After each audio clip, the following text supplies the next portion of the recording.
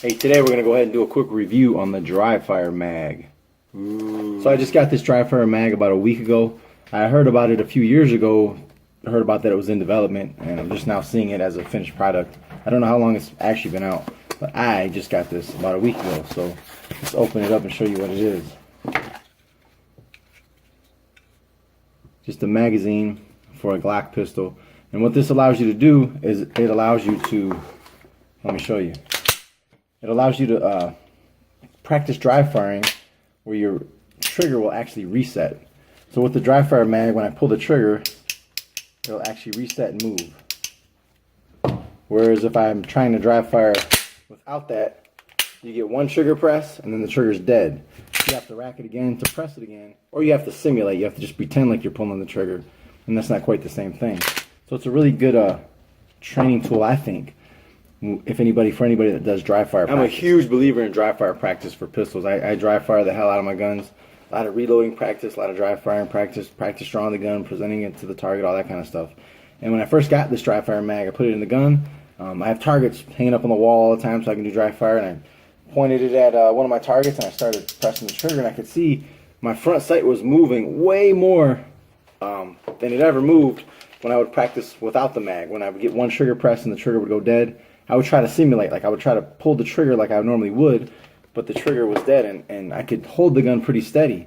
But with the Dryfire Mag and with that trigger actually moving and resetting, I saw my sight moving a lot more. So I think that's going to give me the opportunity to really kind of clean up any type of trigger press issues that I might be having. All right, let me show you how it works.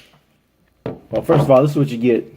You get this magazine, and you get another, you can see there's a spring right there. But you get an additional spring, and that additional spring is if you want to adjust the magazine for weight. Like you can actually adjust the trigger pull to try to get it to mimic whatever your trigger pull is.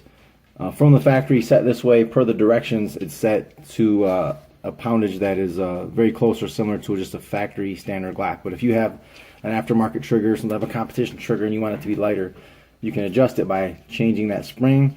There's also some spots right there where you can take a little Allen wrench in there, and you can adjust the weight, and I believe you can adjust the amount that the trigger travels, like the pre-travel and over-travel and all that kind of stuff.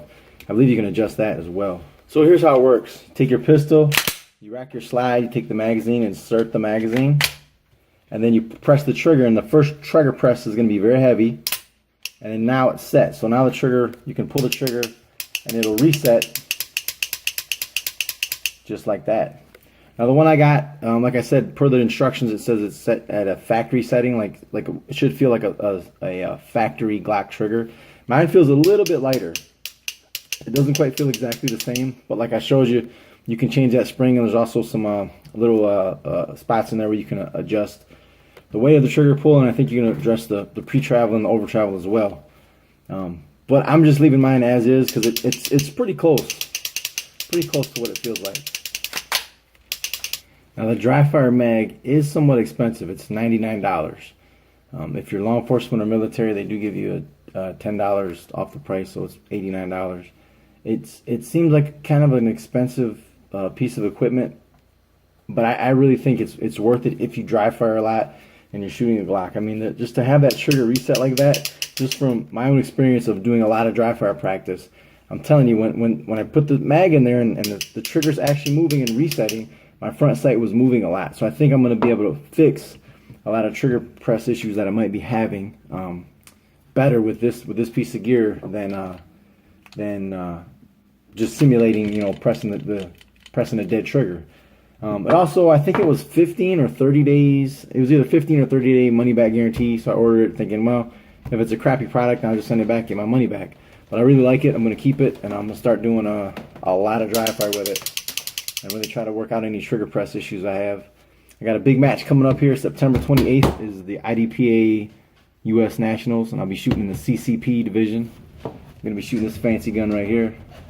So I need all the practice I can get, and I think this magazine is a really good training tool. Again, if you dry fire a lot, like you should be doing if you're going to carry a pistol for self-defense, or if you're a competitor, you should be dry firing the hell out of your gun. I think this is a really good product. Hey, remember, check us out at 3631 Tactical on YouTube for more equipment reviews and shooting videos and other cool stuff that I can think of to make videos out of. And also check us out at 3631tactical.com for Michigan CPL classes and other firearms related courses. Thanks for watching.